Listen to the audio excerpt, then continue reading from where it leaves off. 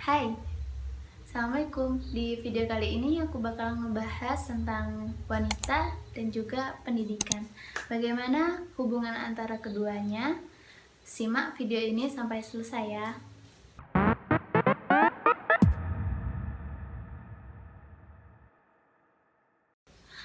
Kalau berbicara tentang pendidikan, pastilah semuanya setuju bahwa pendidikan ini adalah satu hal yang penting. Pendidikan formal maupun non-formal sangat dibutuhkan, apalagi ketika kita berhadapan dengan era teknologi yang semakin berkembang saat ini, di mana kita dituntut untuk mengetahui banyak hal tentang teknologi. Namun ketika kita bicara wanita dan pendidikan, maka akan timbul pro dan kontra, di mana banyak faktor yang menimbulkan kedua hal ini yang menjadikan orang memiliki persepsi yang berbeda terhadap pendidikan dan wanita. Umumnya kita jumpai di masyarakat bahwa pro dan kontra ini ditimbulkan karena banyak faktor, diantaranya yaitu keadaan keluarga, kemudian juga ekonomi dan juga agama. Jadi di video kali ini aku ngadain Q&A dengan seseorang yang saat ini ada di Jepang untuk menempuh S2-nya. Kalau kalian penasaran siapa orangnya, jangan skip video ini, tonton sampai habis, oke?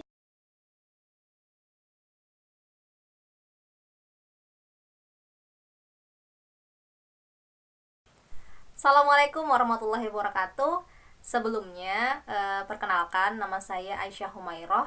Sekarang saya Alhamdulillah sedang menempuh pendidikan S2 Master Student di Prefectural University of Hiroshima. Kalau ditanya terkait makna pendidikan ya, sebenarnya itu sesuatu yang tidak perlu dipertanyakan lagi ya, terkait bagaimana urgensi dari pendidikan itu.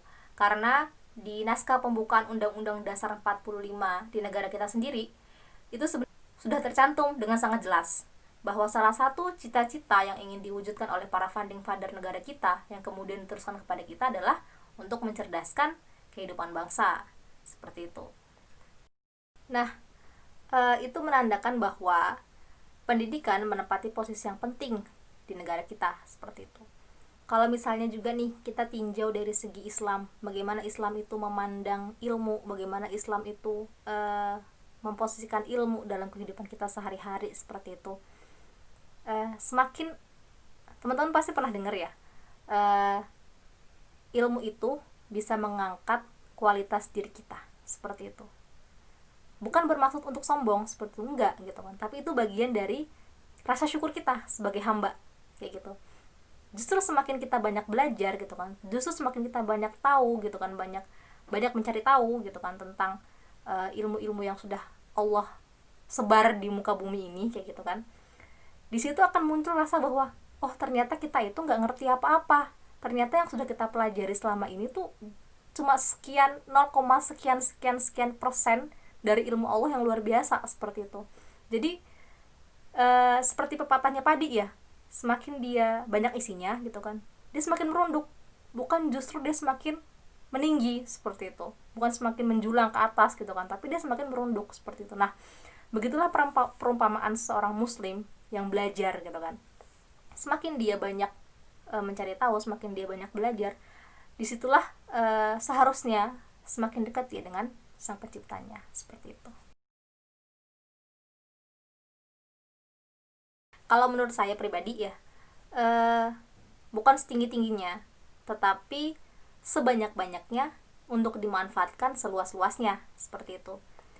Alhamdulillah gitu kan, bila teman-teman diberikan kesempatan oleh Allah untuk lanjut gitu kan, seperti saya contoh misalnya, atau seperti teman-teman yang lain yang diberikan kesempatan menikmati, menjalani proses untuk studi lanjut seperti itu alhamdulillah dimanfaatkan sebaik-baiknya. Tetapi ketika teman-teman diberikan kesempatan lain atau diberikan challenge lain oleh Allah gitu kan, maka jangan berkecil hati, karena proses belajar itu adalah proses yang tidak berbatas dengan tempat, tidak berbatas dengan bangku sekolah gitu kan, tidak berbatas dengan usia kita gitu kan. Itu adalah proses yang berjalan continue gitu kan, berjalan selamanya sampai kita wafat, sampai kita di liang lahat pun kita akan tetap harus belajar gitu kan. Jadi sekali lagi, jangan pernah berkecil hati dan jangan pernah untuk merasa cukup dalam belajar gitu kan, karena belajar itu di mana aja dan kapan aja.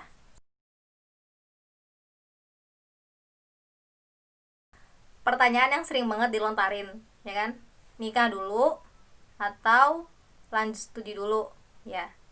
Kalau menurut aku pribadi ya, menikah dan belajar itu adalah sama-sama hal yang berbau kepada kebaikan, ya kan? Nah, jadi nggak ada yang salah ketika teman-teman ada yang memilih untuk menikah dulu dan ada yang memilih untuk lanjut studi dulu, ya kan? Yang keliru adalah kita nggak mau menikah dan nggak mau belajar. Itu yang keliru. Kalau ditanya motivasi ya, motivasi kenapa pengen lanjut kuliah lagi seperti itu. Yang jelas ini adalah bagian dari bentuk rasa syukur ya kepada Allah ya atas segala nikmat yang diberikan kepada saya pribadi gitu. Dan aktualisasi sebagai seorang hamba bahwa muslim itu harus pinter bahwa muslim itu harus senantiasa belajar gitu kan. Jangan puas dengan apa yang kita pelajari sekarang gitu kan, bahwa ilmu itu ilmu yang Allah berikan kepada kita tuh banyak gitu, dan ada banyak hal-hal menarik yang bisa kita pelajari seperti itu. Kalau secara khususnya, karena kebetulan saya juga ketika S1 belajarnya tentang lingkungan ya, tentang lingkungan dengan basic pertanian. Yang kita ketahui sendiri ya, masalah lingkungan di Indonesia itu gak sedikit gitu. Ya sebenarnya bukan cuma Indonesia ya, di beberapa negara juga gitu. Dan kita sama-sama berikhtiar ya untuk memperbaiki lingkungan di sekitar kita. Nah, itu juga salah satu yang saya lakukan sekarang seperti itu. Ya kita ketahui sendiri bahwa Jepang adalah salah satu negara yang pengelolaan lingkungannya bagus secara habit, secara inovasi teknologi gitu kan. Dan saya ingin banyak belajar sih dari negara ini gitu. Ya tidak cuma tentang teknologinya, tapi juga tentang bagaimana menciptakan habit ya, karena lingkungan itu kan semua juga akan kembali kepada diri kita gitu kan. Kembali kepada diri kita, bagaimana kita bisa menciptakan habit yang baik pada diri kita, yang bisa kita tularkan kepada lingkungan sekitar kita, sehingga bisa bermanfaat tidak cuma bagi diri kita sendiri, tapi juga bagi lingkungan di sekitar kita. Seperti itu. Moto hidup ya.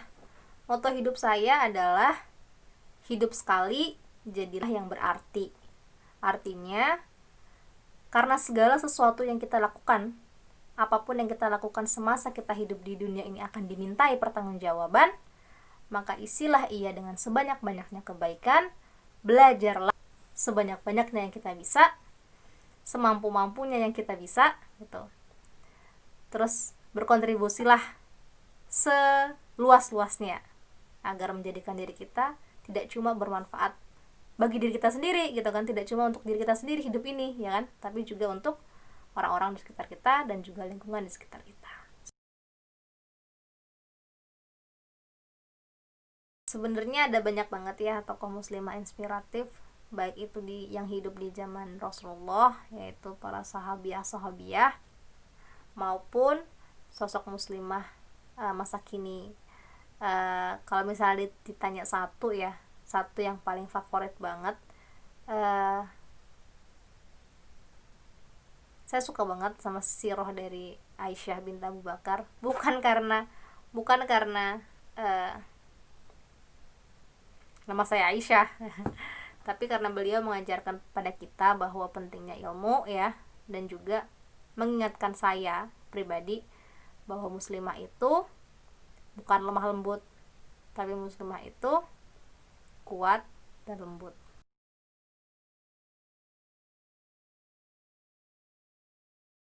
Terakhir, motivasi untuk muslimah di Indonesia ya, karena tugas kita, peran kita sebagai seorang muslimah ini urgent dan berat, maka jangan main-main dalam menjalani peran itu gitu.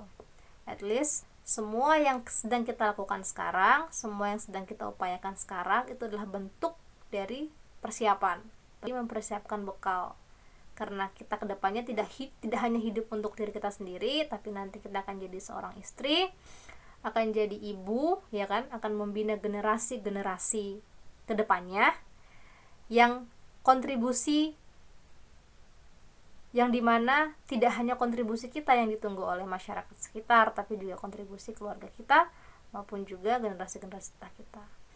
Oleh karena itu, banyak-banyaklah upgrade iman, upgrade ilmu, ya, dan upgrade akhlak kita, karena itu jadi modal yang sangat-sangat berarti banget bagi kita ke depannya.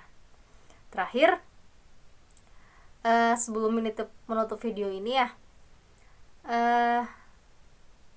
apapun yang sedang teman-teman ikhtiarkan sekarang, sekalipun itu tidak sesuai dengan apabila teman-teman sekarang itu mimpinya tidak sesuai dengan realita yang teman-teman hadapi sekarang, jangan berkecil hati, karena Allah Maha tahu ya apa yang kita butuhkan, dan Allah Maha tahu mana yang terbaik bagi kita.